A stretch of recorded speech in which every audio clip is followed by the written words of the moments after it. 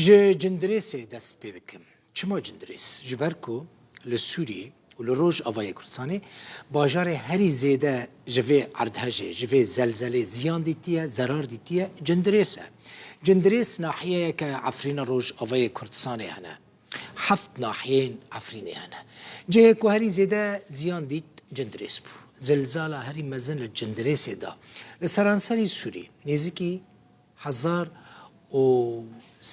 110 آواهی و خانی الجندريس زیان دیتن لی بهتری 205 آواهی جی ویران بون ولاتیه کی جندريس جرودا ویرا دبیجه دما که عردهش چه بو او جمال رفیان درفه لی لآواهی کل کلک وان مالک شقه کل کلک وان بویه دوی آواهی دا دبیجه دنابرا 20 حتی 25 کسان جانی خوش دستانه و تنه 3-4 کس جی رزگار بونه امینه جنه که کرده جندريسيه جه پیامنیر روداوی هروان رفعت را دبیجه مال وان ویران بون او لجم جیرانان دمینن زاروک اگجی لکیلک دیا خویه برای خود ده هروان و بچاوین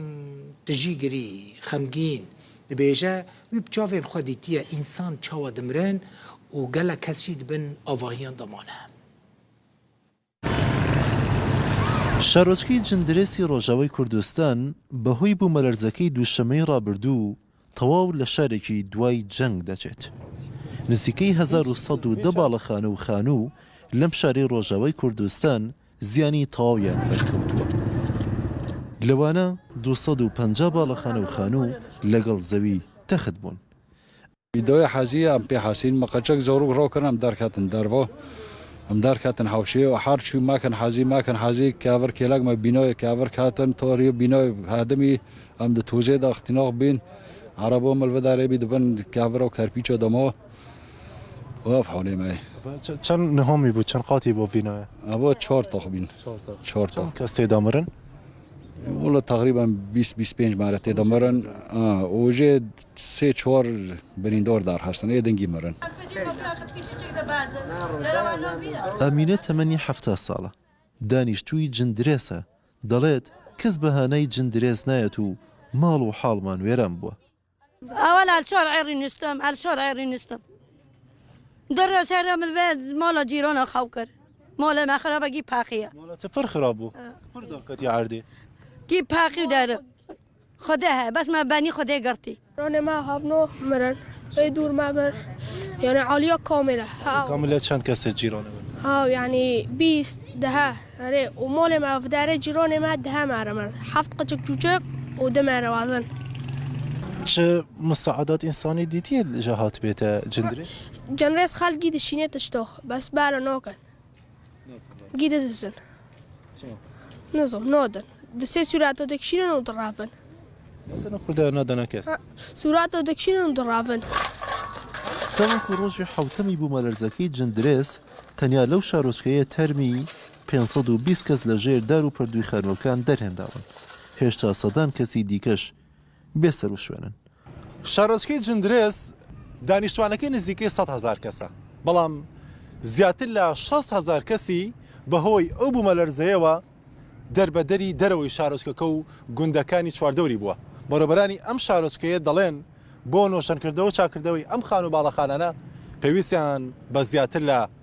15 ساڵی دیکە هەیە هۆروان ڕەفعەت ڕوودا و شارۆچکەی جندرێس ڕۆژاوای کوردستان هوروان رفعت ج دیلوکش با کوری کردستان لگلمنه هوروان لجندريس و عفرینه بو نهال دیلوک هوروان شفباش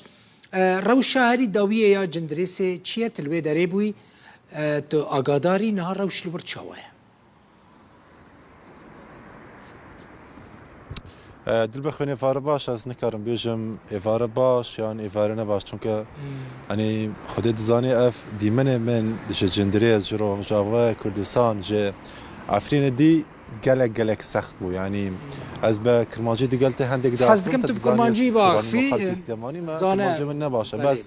نه کرمانجی تب کرمانجی همه چه بجیب کرمانجی بیجه زانم خلک سلیمانی سورانی لی حس دکم جبرکو باشتره بکرمانجی تمام روشا روجافای کردستان یعنی به شکلکی عام نباشه هم روشا امنی نباشه هم روشا سیاسی نباشه هم روشا پشت عارض هاجی گلک خرابه یعنی بس لعفرینه يعني كتودتشي ناف يعني شارع عفريني حسبو دكي يعني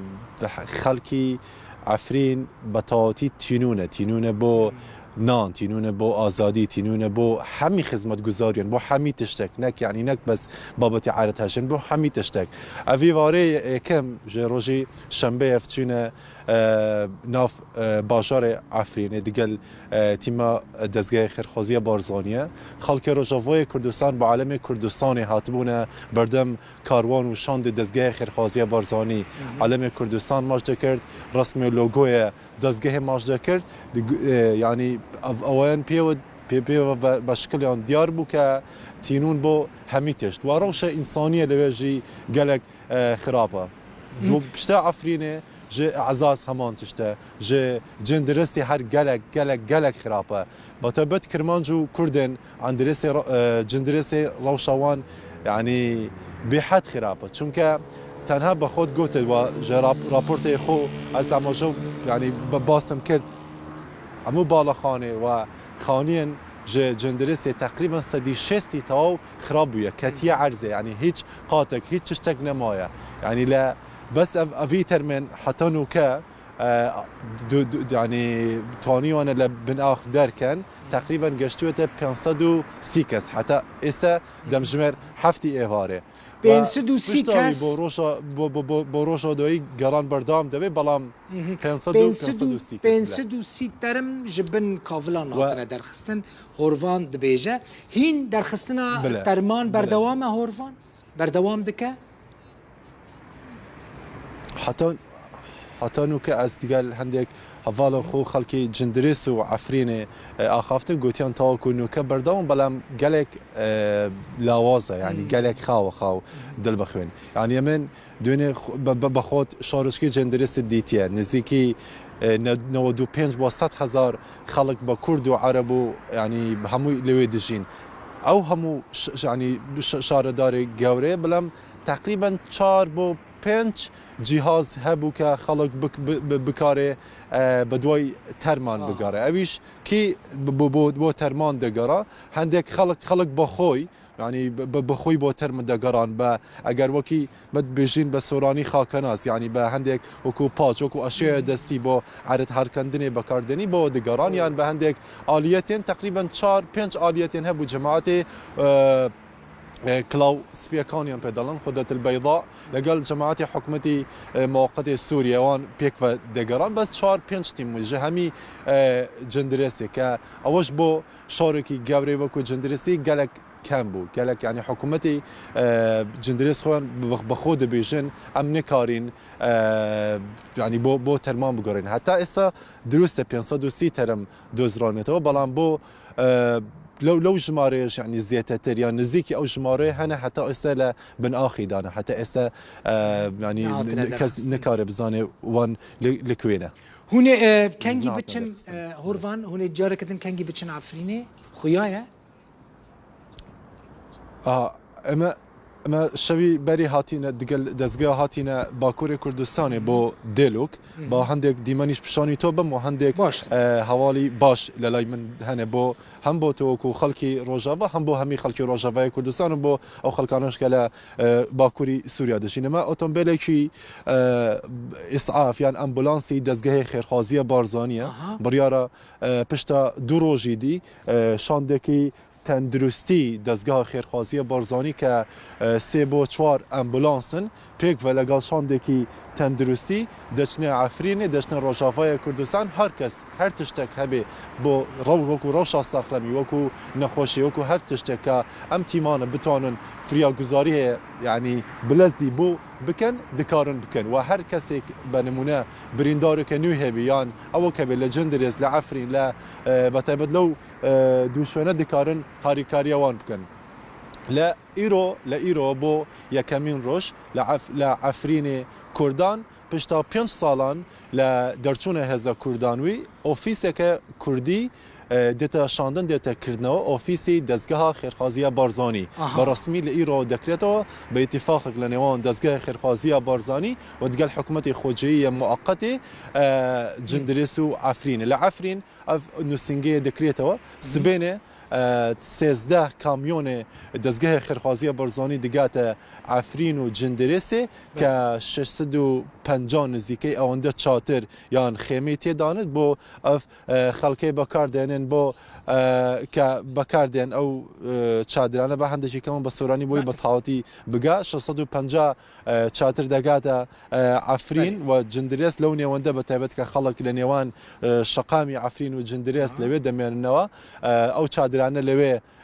دادەنرێن چادری دەستگای خێرخوازی بارزانین هاریکاری دریش لە ڕۆژانی داهاتووە پێدەچێت هەبێت لەوەی لەبەرەوەی ئۆفیسی فەرمی دەستگای خێرخوازی بارزانیە کە لە عفرین دەکرێتەوە ئەو کە هەڵبەت کۆمەڵێک هاوکاری تریش دەبێت ئەو تیمانی دەستگای خێرخوازی بارزانانی سبێنێک کە پلانیان داناوە بشنەوە بەڵێنی ئەویان وەرگرتووە کە لە حکوومەتی خۆجەیی سووریا ئەوانیش هەماهەنگ بن هاوکار بن بۆی بتوان هاوکاری ئەو خەڵکە لێ قۆمەوە بکەن چونکە کەس دەستی بەو خەڵکە لێ قۆمەوە تاو کوێستە نەگەشتووە تەنها چەند ڕێکخراوێکی بچووکی قەتەر و تورکیا هەیە کە هاریکاری ئەویان بردووە دڵ بەخوێن بۆیە کە تەنها ژەمە خواردنێکی ڕۆژانە بێ واتە شتێکی ئەویان نەگەیاندووە کە بتوان خەڵکەکە لە ئەو نەهامەتی ڕزگار بکەن بەڵام ئەم دەستگای خێرخوازی بارزانانی گەر کوچێتە ئەوێ هەڵبەت لە بە هەمانجی هەندێک شوێن دیکە ڕەنگە بتوانێت کاری باشتر بکە بەتابەت کە ئۆفیسی فەرمی سەرکی خۆیان بکەنەوە لەوێ دەتوانن هەندێک کاری دیکە بکەن بۆیە جگەل لە کردنەوەی لە دانانی ئەو خێم و چادرانە کۆمەڵێک هاریکاری دیکەش دەبرێت بەسەر خەڵکی لێقۆما و ئاواری ئەوێ کە بەهۆی مەلەرزەکەەوە زیانیان بەرکەوتووە پێشکەشیان دەکرێت gelekî spas هۆرڤان رفعت دیلۆکێ لەگەل مەبوو سبە هۆرڤان دیجارەکەدن بچە عفرینێس هەر ئیرۆ